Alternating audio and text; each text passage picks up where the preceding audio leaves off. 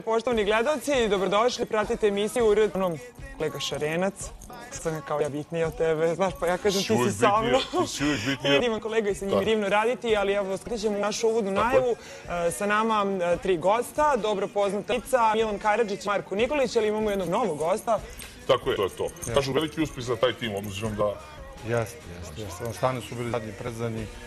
Idemo pravac Južna Afrika i čini se da nas kolega Stranjić čeka u Johannesburgu. Idemo kako je obučen, zato što kažu da je tamo samo 3 ligao. Progutao ga mrak iz Johannesburga. Ja sam htio da pitam ko je preveo sve ove razgovore i da li je on...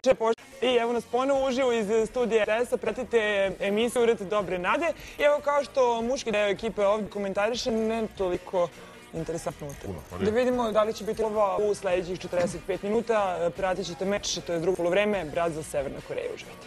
Ovo je i ova utakmica. Ako ste se kasnije uključili, niste sve vidjeli. 2-1. Brazil na svoj glavi, original frizura, zaista nema šta. Tu je naravno i rubrika u ekranu. Naš kolega, nekadašnji novinar sportskog žurnala, Predrag Milinković. Ovo je jedna interesantna storija koju možete vidjeti. 5 dan šampionata. Zamislite kako će biti za 17 ili 20. Ok, hvala. Hvala što ste bili s nama, šalimo se malo kraju, ali uživajte u statu ovog programa. Prijetno.